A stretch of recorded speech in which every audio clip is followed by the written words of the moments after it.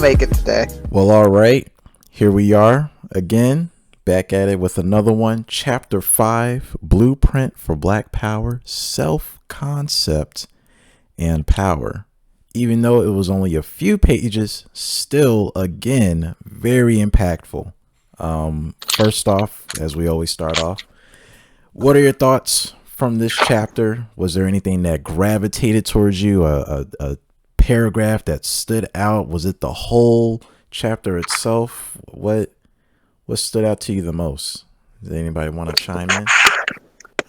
Well, sure. I'll say. Well, yeah, the the whole chapter, but I'll narrow it down.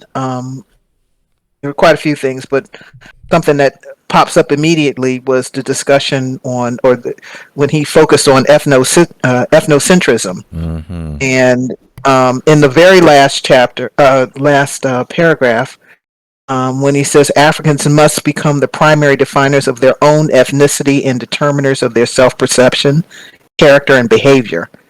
That means that Africans must develop a robust, wholesome ethnocentrism. Excuse me. It's like it's not a negative automatically. Africans must not reject positive ethnocentrism for that reason. Racism has given ethnocentrism a bad name, and we must not reject positive ethnocentrism for that reason. For to reject positive African ethnocentrism is to reject Black power. And it's something that we've discussed various times, that loving and caring and being ethnocentric isn't necessarily a negative, but for our people, because of we've been on the receiving end of, I guess, virtually everybody else, and it's been negative, that we've equated ethnocentrism with negativity, with something that's bad. Right. And it's not what is, and how he breaks it down, talking about self-concept and power, how he breaks it down in this chapter. You see, it's simply, we've been on the receiving end of everybody else's ethnocentrism. So if we do what they do, you can see it's not negative. It's really how you progress, how you care for each other, how you survive. Right. It's not necessary, and you don't have to be negative towards other people or demonize or want to dominate other people necessarily to have ethnocentrism. It's not, that's not equal. You can be ethnocentric, look out for your people, and if you have to deal with folks, you have to combat them, then you have to combat them. But to care about yourself isn't necessarily a negative towards other people. Like I can't do that. I don't want to be racist like other people. I wouldn't want to do to them what they did to us. That type of thing. Like no, that statement in itself is just ridiculous. Mm-hmm. Yes. That statement in itself is just ridiculous, and it's said so often. And what I thought about when I got to that part was that whole Black people are not a monolith. Because that's what we say when it comes down to ethnocentricity for us. Somebody always throws out how we're not a monolith and want to talk about our differences. Yeah. But also in that chapter, when he talk about like self-image and self-ideals, he really harps on the fact that we get that from we get the perception of ourselves, and the baseline is what white people think about us and our experience here in America. So a lot of us have just a poor self-esteem, and just like how when we talk about nationhood, it's a grandiose thing. It's not an impossible thing, but it is a grandiose thing, and a lot of us simply don't believe that we can do it. It's not simple. It's not rocket science. Like if we just being honest and just shooting straight, a lot of us don't believe that we can do it, and that's why it's easy to be swayed by these people who just talking about FBA and ADOS and stuff that's never gonna happen, and stuff that's fantasy, like real life fantasy. They get more support than some people talking about something is hard working as actual nationhood. But that part, what you was talking about, Helena, and as well as the fact that we get our image, our self image from these people, like first. That's the like starting point, and that's the huge problem. So then all we can think about when we think of ethnocentricity is, oh, that's some white people stuff or something like that, because that's the only thing that we know. Almost. Is that it? I'm gonna get some more stuff. Sorry. But yeah. Sorry, I'm talking to my baby right now. I'm in the store. Go ahead. I just wanted to piggyback off that. Oh, agreed. Self concept was my eye opener because I tried to use the analogy of sports teams or basketball specifically because that was some names popped up. So in page 101, where Amos Wilson is talking about self concept, how it's, very major and it determines a person's behavior and how they, see themselves and how they are, affected by the outside forces and such. And that really kind of determines, how they produce or how they, progress and such and how they're conditioned. I thought about the Detroit Bad Boy Pistons and Isaiah Thomas. right. So like, you have Isaiah Thomas, Bill Lambier, Ricky Yeah. Mahorn, the microwave, Oh the my worm. God. Yeah. Based on On that. their style of play, people from the outside forces saw them as, just enemies, just dirty players, very bad, players that just want to hurt people. And the Pistons, instead of shying away from that, they was like, you know what? Yeah, we are bad.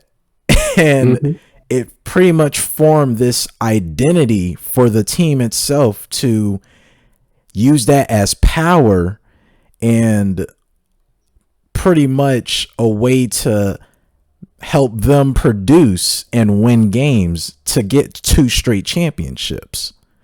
Right. Or where Amos Wilson was talking about, it could be from one figure that's very dominant. I looked at Michael Jordan from the Chicago Bulls, where he is, he's been 8 years in at the time or 6 years in, and he's became the greatest player in the NBA, and his DNA trickled down to Scottie. And then Scottie figured out, okay, since MJ is known for scoring buckets mostly, then let me be the facilitator. It wasn't necessarily asking MJ, but he just knew. And then when Dennis Rodman came through, right, he saw his role in the team because they got to get rebounds. Somebody's got to, do the dirty work. So Dennis is like, he just fit on right in. And then with the bench players too, you could see that MJ's presence, from him wanting to win by any means necessary, is now spilled into the bench players and how they see themselves. Because if Michael sees himself as a winner and who always wants to win, then eventually the bench players is going to be imprinted by that and emulate that as well, but in their own way at the same time. Because again, they're trying to figure out, how can I help this team get to the common goal, which is the championship? And so with the self-concept part, I really gravitated towards that because I immediately thought of those 2 teams and just how it, just integrated so well within those 2 pages for me. So Let me ask you all a question. If you had to take chapter 5 and relate it to an LIN commandment, which one would it be? Ooh.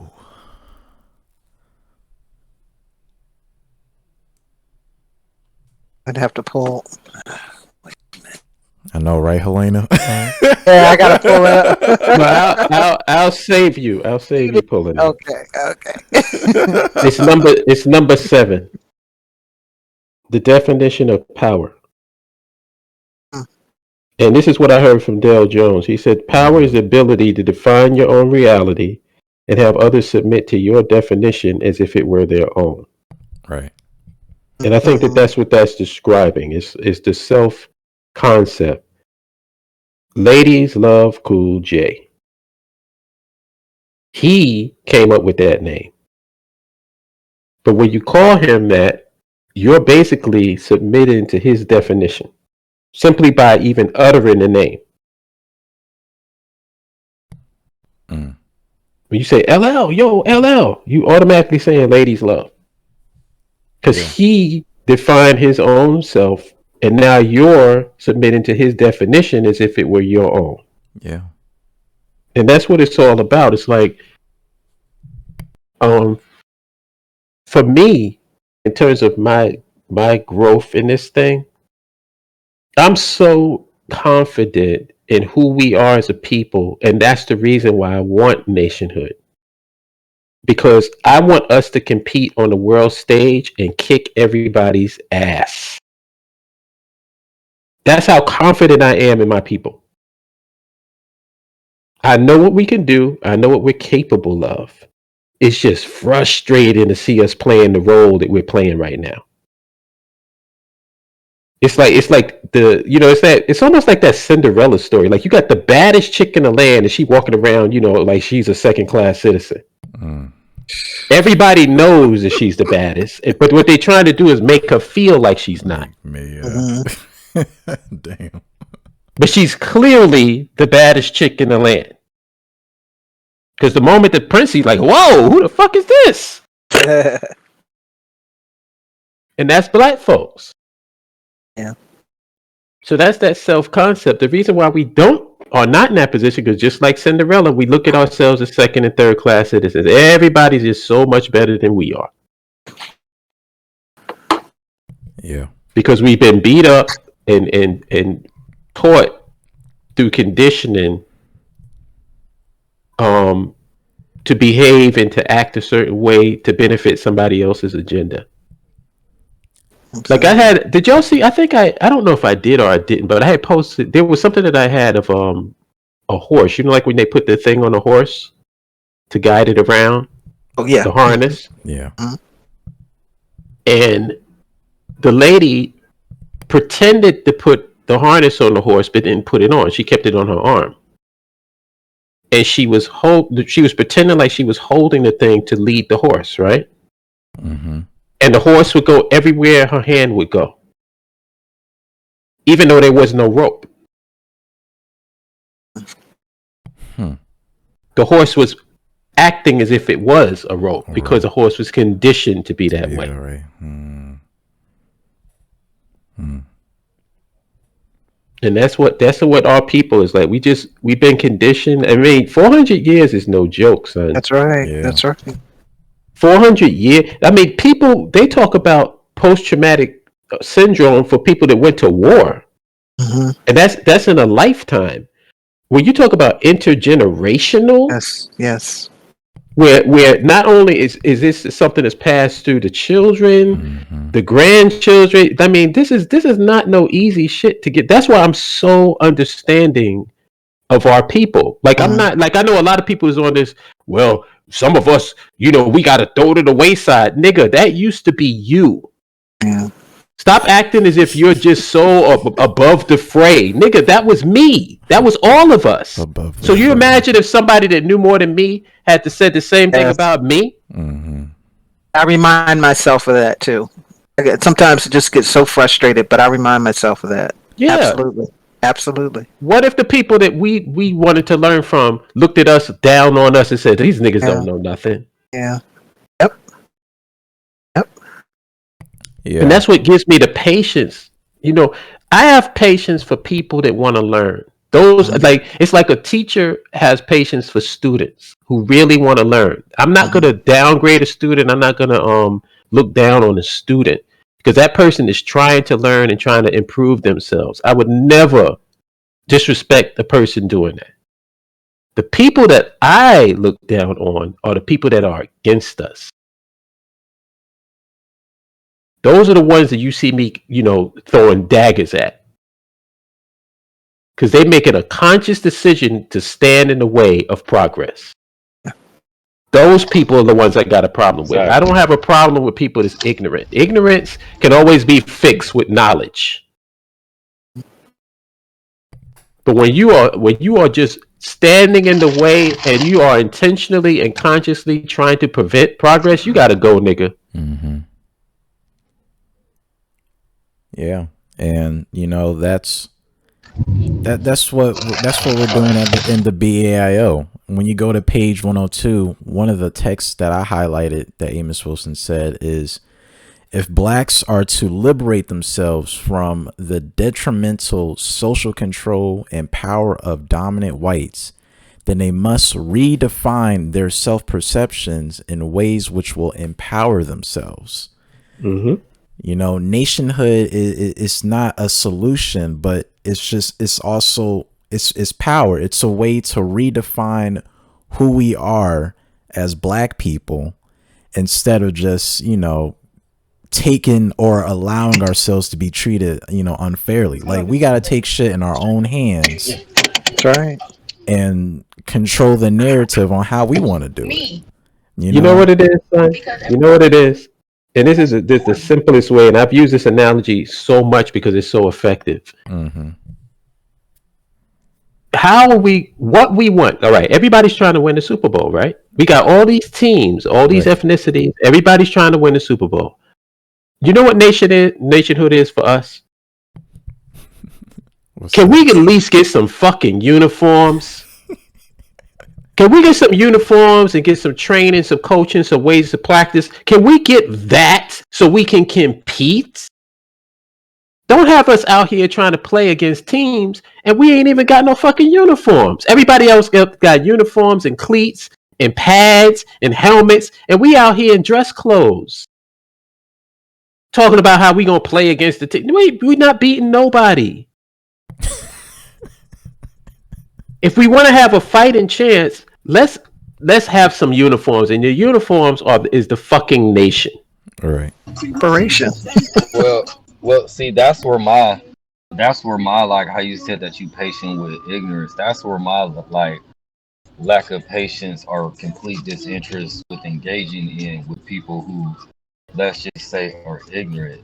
In their ignorance, though, they cheer so hard against nationhood. Yeah. Are, Yeah. are they so strongly on team integrate, team vote, team we just need to keep on doing what we're doing, team activists, team protest? And that's what frustrates me. Like, I can help you with that, son. This isn't working. I can help you with that. This isn't working. I can help you with that. Go ahead.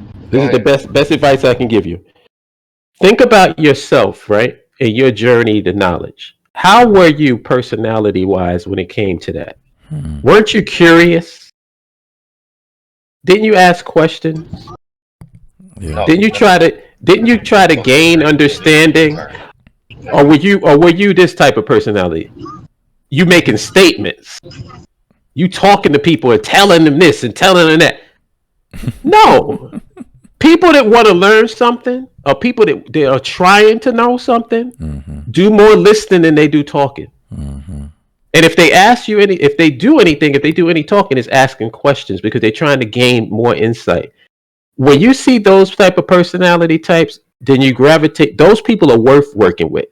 If you see somebody doing what you're describing as somebody doing the exact opposite, they've already taken a position and they want to fight you on the position that they've taken. Leave them motherfuckers alone. Exactly. Leave them alone. No, now see, and that's why I just don't engage.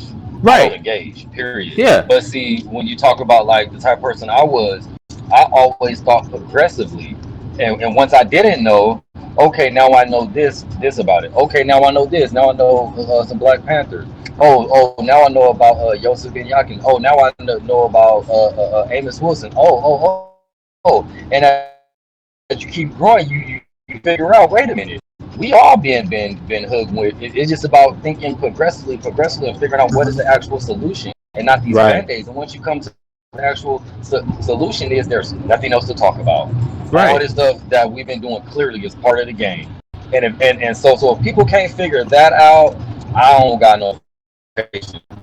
If people really think that voting is gonna do it, just like, okay, hard stop, cool. I ain't gonna fight you. Like do what you do, right? If that's what you want to do, cool. But I'm not gonna sit up there and try to debate with you, argue with you, or nothing else. Good luck, Mhm. straight up.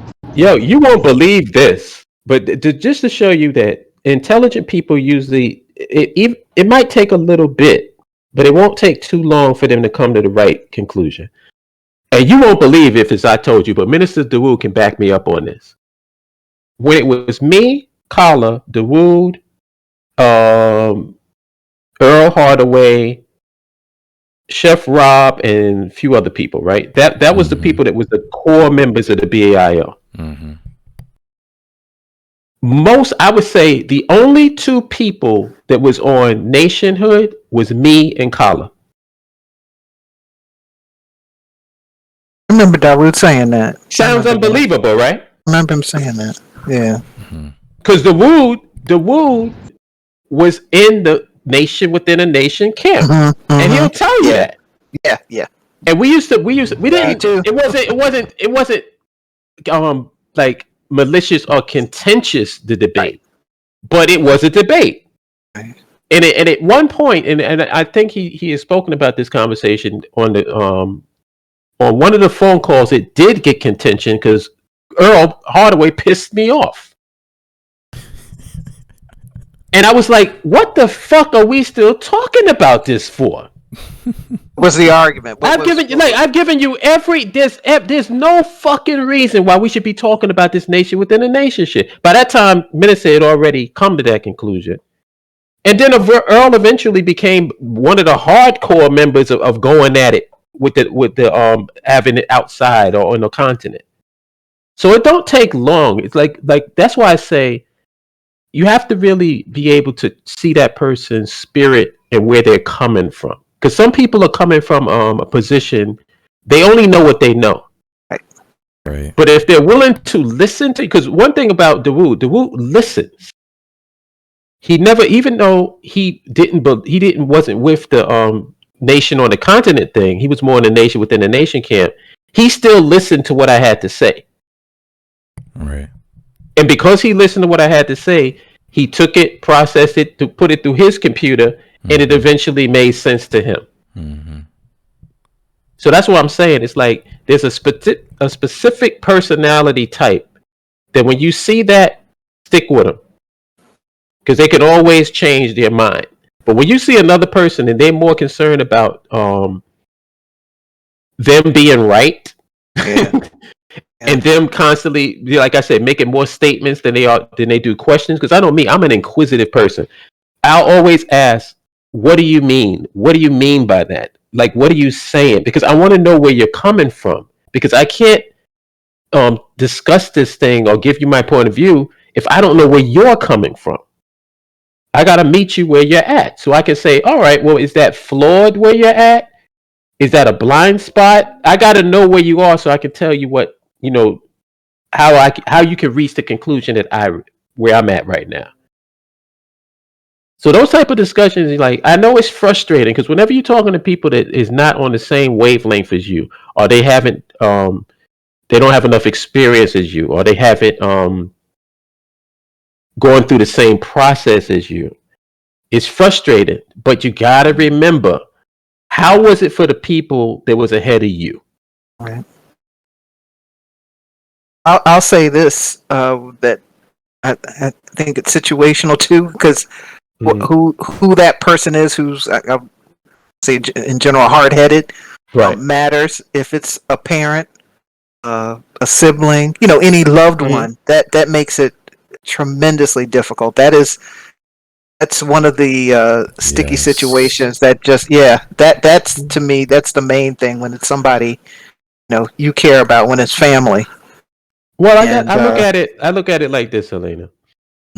I don't really make a difference in terms of the information or the advice that I'm giving. I don't really make a distinction between family and friends because the personality types is transcend all of that. I'm talking about how you feel. Yeah. So it's like, if you have a family member that's really hard headed, leave them alone. Just recognize you're not going to change them. Yeah. And if they are going to change, they're going to have to do it themselves or come to that conclusion themselves. I don't. Just because they're a family member, don't fight them. Fight harder to talk to them and communicate with them that you would with just somebody else who's not a family member. That's the key, Holla. Mama Right. show. The tendency is to, the Yeah. Just leave it alone, man. key Leave is it many alone. people will try harder because it's family. Yeah. Yeah. But it's a waste So of I time. want you to, yeah. It's a waste And of time. there- Leave it alone. You know what, underrated. And the family members who like to tweak and like push buttons every now and then. Somebody's like, oh, you on this Nationhood trip, or or whatever, Mhm. making it derogatory and trying to put down what we're talking about, what we're discussing. I said, you don't have any solutions. Clearly, you sitting here in the same mess, and not proposing anything. But it gets. I mean, it gets. Yeah, just what you say. Don't push it. No, even if it's a family member, don't push it. Sometimes it's put to you. What's the LIN commandment? Which one is it? Connect, not Connect, not convince. Number 4. convince. There you go. Yeah.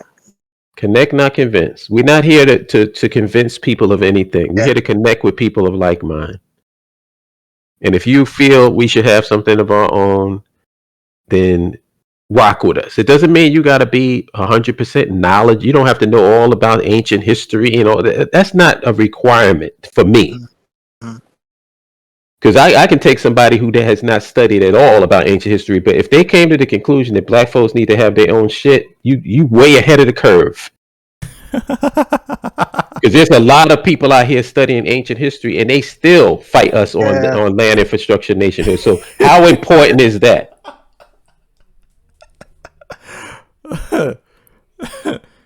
They passed the test. They passed the qualification. Here's something that you have. This was a discussion that came from. You remember that book, The Bell Curve? Yeah. Oh yeah. Oh my Helena, God. Yes. Helena probably knows. I don't think. Probably would know about it. But that was a big deal. Remember back in the day? Yes, it that was. a big, Oh God. because it was used to try to justify the fact that we're inferior to white Saying people. that we are. basically. Yeah. Yes. And this is That the point that I infuriated always made. This is the point that I've always made. Intelligence, and this is, I think, the best definition of intelligence. Mhm.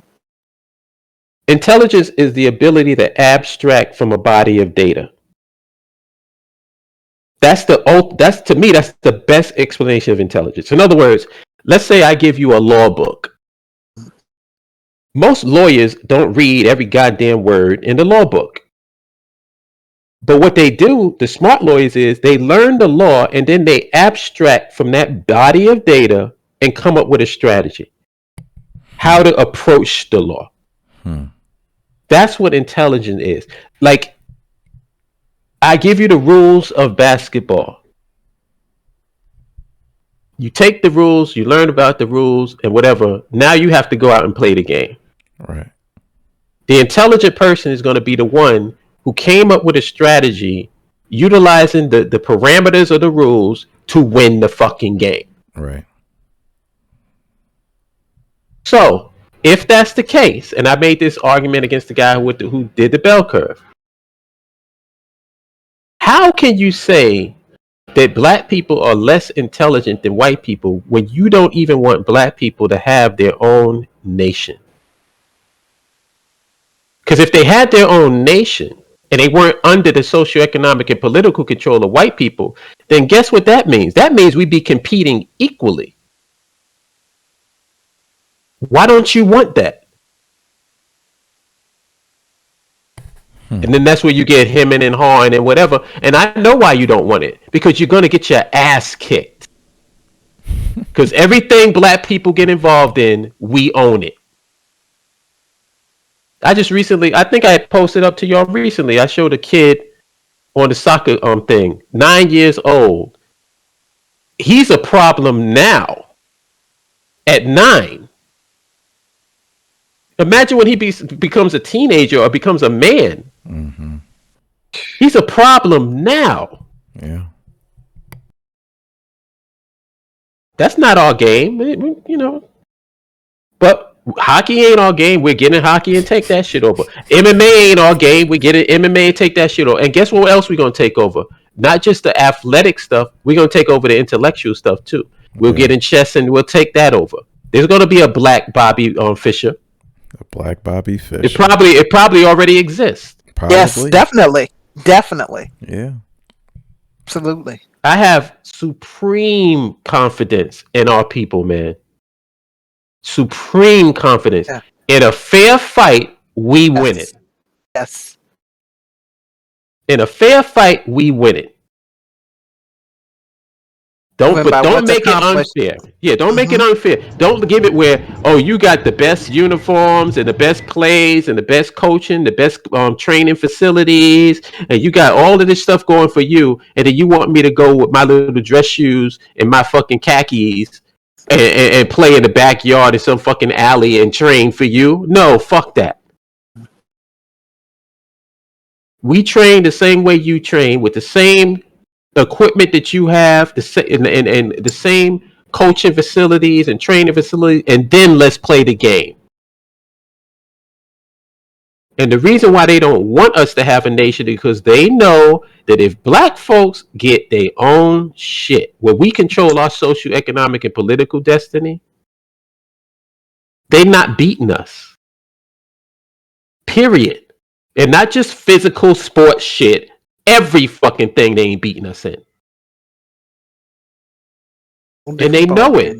They know it. That's the reason why they fight so hard. So that's why when you know that as the black person, imagine some white person coming to me and calling me a nigger or saying, oh, you inferior to me. I'm like, in my mind, laughing at this dude. Right. I'm not gonna take that to heart and act like, oh, you better. Man, get the fuck out of here. I will whoop your ass. And you know it. Yeah. You know that I whip your ass. That's the reason why you trying so hard to make me think that I'm not equal to you. It's the same. It's that Cinderella shit. You make the bad chick feel that she ain't shit because you don't want to compete with her. Because you know that if Cinderella puts her gown on, puts her makeup, and gets her shit straight, she gonna blow you out the fucking water.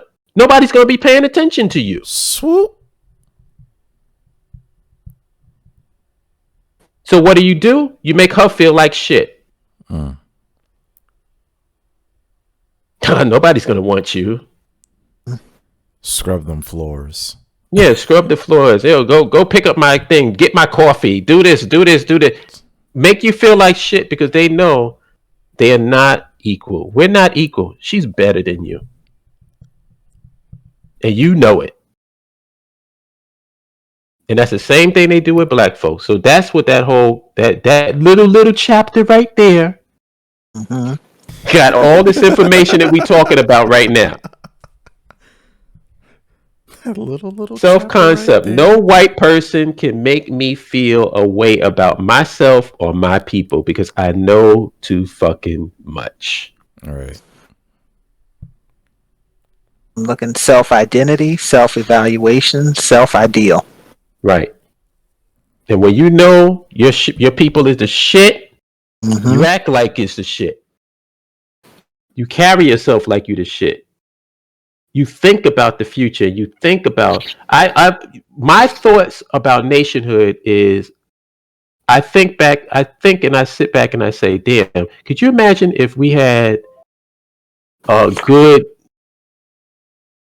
2 million people out of the 50 million people in America would go to Liberia? 2 million. Just 2. That's it. Of our best and our brightest, our blue collar and our white collar, go to Liberia and bring Liberia up to speed. Oh my gosh. You talk about Dubai. Nobody would give a fuck about Dubai. Because you know that our people are where the flavor is at. Even in America, black folks are the salt and pepper to America.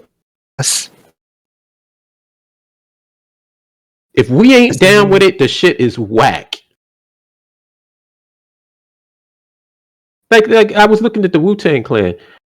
Wu-Tang Clan, I understand them because I come from, I'm a New York dude, and I know about the gods and the earths and all of that. So I know these white people don't understand a fucking thing coming out of Wu-Tang's mouth, but they loved him. Mm-hmm. Why? Because they're authentic.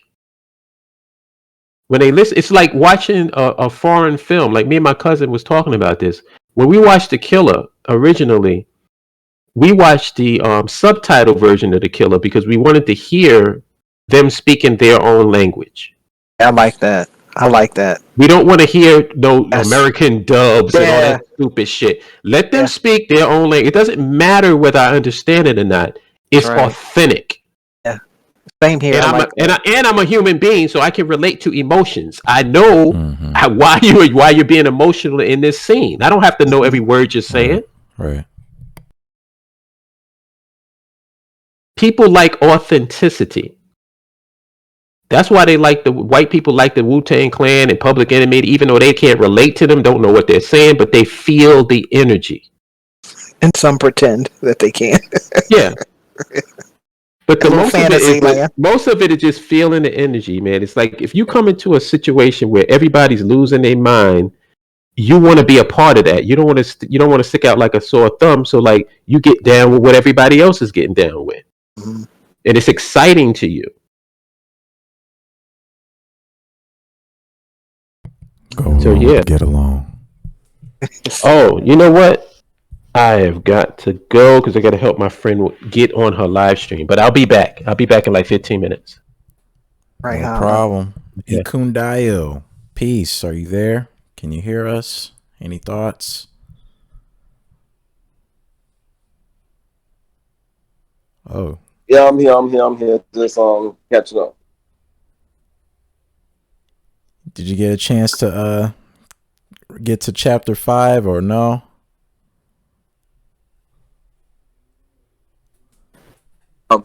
Be honest with you, I've read it before and just need to brush up and pass through it again. But yeah, I'm here with y'all. No problem. Peace, Muffin Man. We are we'll talk about it after this part, but we're talking about Blueprint for Black Power, chapter 5, self-concept and power. And one of the things that it was another part too. It was two things I wanted to touch on. Was the beginning of chapter 5, page 100, where Amos Wilson is talking about, a culture, society, or group that is structured, it's organized, and once it is as a group and individually, it's able to, achieve goals. And also the fact that it's a network of people that, have duties to do and stuff. And I immediately thought of the BAIO, where we have this platform that everyone pretty much agrees with Nationhood.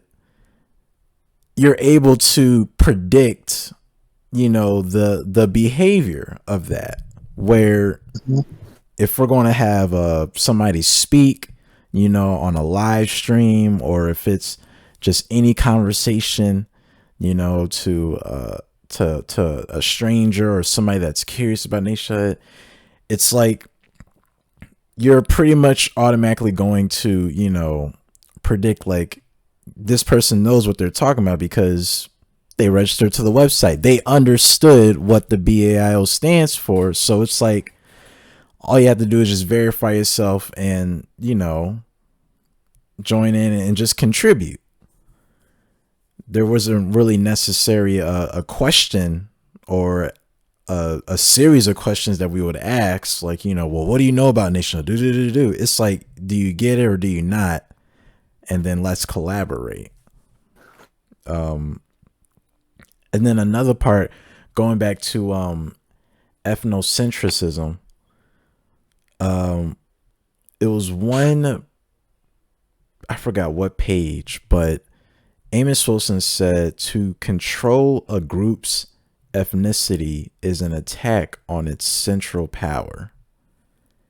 And I thought that was really, really deep because as you were explaining, Helena, Hollop, Umoja, like, you know, the fact that this society and whites are able to control the image, control the ideal, and pretty much dictate a black person's behavior and how they see themselves and how they see each other. You know, it all ties back into social power, and they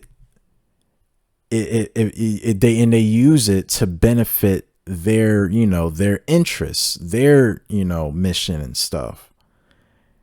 And it's like, it sucks because a lot of people can't see that. Yep. Or they only see probably a surface of it.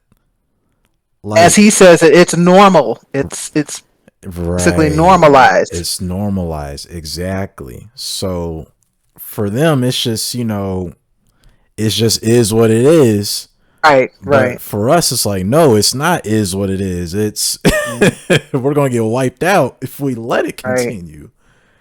And that's a good one. That's a good one. And you know what I noticed too? Every single chapter, just so far towards the ending of the paragraph and such, Amos Wilson always ties it back to redefine, new system, new culture, new identity.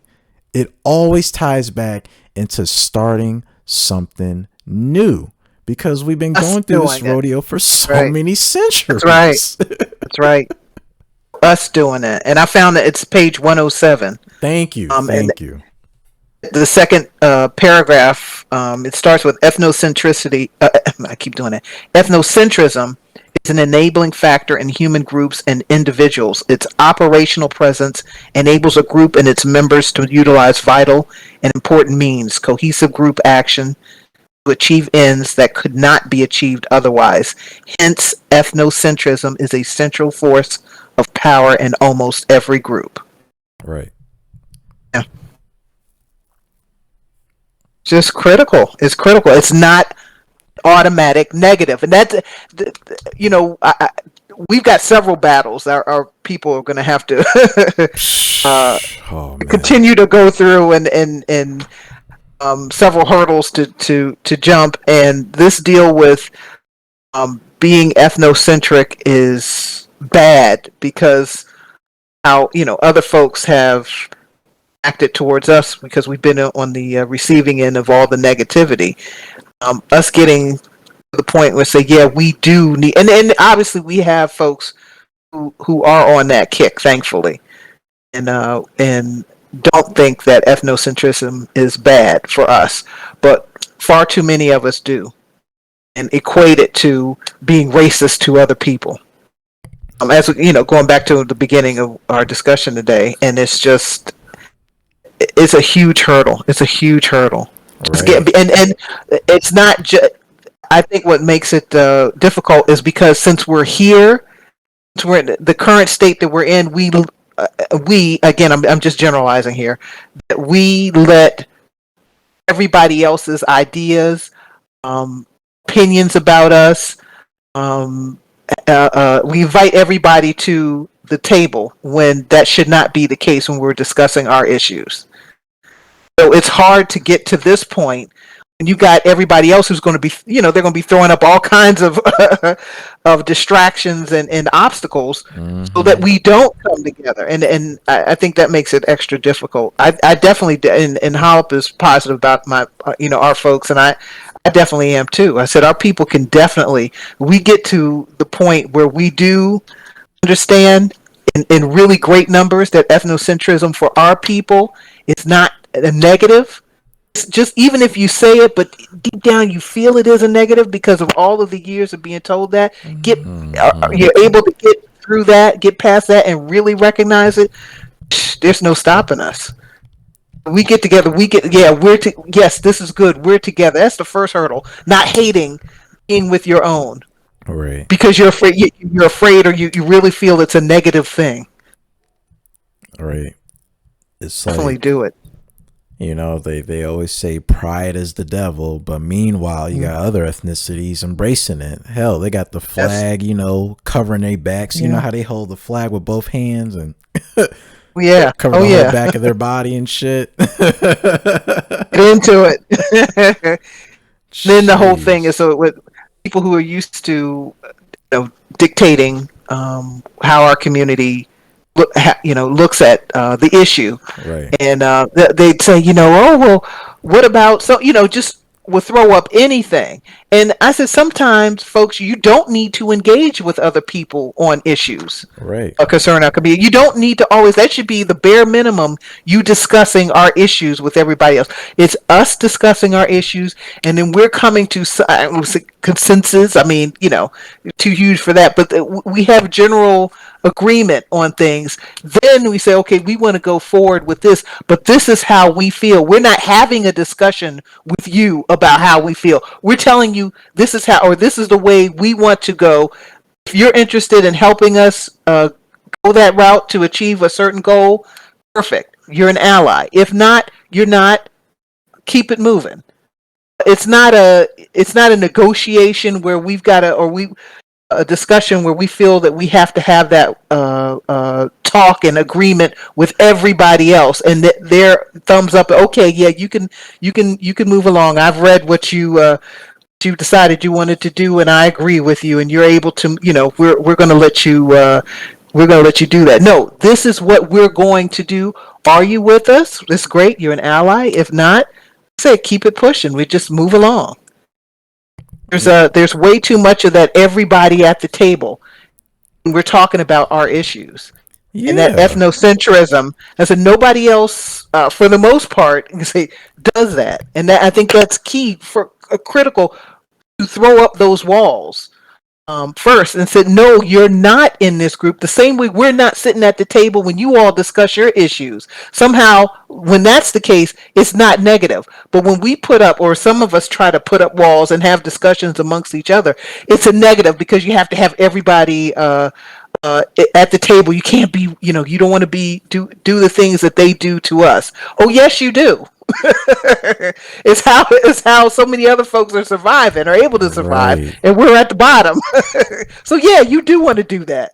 And it's so simple to the point. It's like we can understand when it comes to a relationship or a family, you got them elders like, listen, what goes on in this family or what we talk about in this family stays in this family. That's But right. then That's right. when it goes to, nationhood, politics, and just being treated or not being treated, but just coming up with solutions within, the black community, now all of a sudden it's everybody, can have a seat at the table and have their opinions, and they're Yes, not man. us.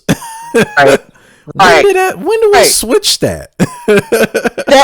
But you see it so often. Like I don't know who. I mean, it was something that was going around. Group, was it Fred Hampton or it was some group, and it were. I don't know if it's maybe a third of the folks weren't black, and it was Fred kind of Hampton it was left a. Say again. Fred Hampton left us. What's the Fred? Okay, yeah, and it's like, I was, huh?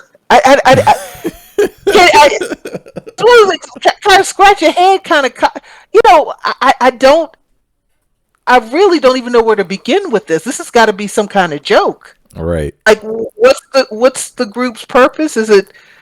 I can guarantee. I'm like 99.9% sure it wouldn't be the folks who aren't black. Well, we agree with the ideals that Fred Hampton had, and we're just going to follow whatever the black members of the group feel should be the case. Right. So it wouldn't be sitting back and like if it was a group of, I don't know, you name some leader, some other group, and a third of them were black. I guarantee you those black members wouldn't be driving anything except maybe how to get the black community to be on board with whatever that other group was doing. That would be that. I think that would be their focus. It wouldn't be driving the ideology of the other ethnic group. But somehow, I think that third or who however many folks that aren't black in that group, somehow I think their voice will be heard. It's an issue concerning black folks, and it's baffling. Mm-hmm. Absolutely baffling. But that's to me the ethnocentrism. That's just points out, man, something I still can't believe there's an actual. I mean, you look at the pictures because it was first. I was like, is this a joke? No, it's a real group. It's a real group. Wow. Well, Some things we need to hold tight. It's a real joke. They only used the part of Fred Hampton when he wanted to come together with everybody and be kumbaya, and then do the same thing with Malcolm. They love the post-Mecca Malcolm. Yes.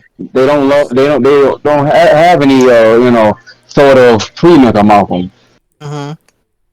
So yeah, the whole group is a joke.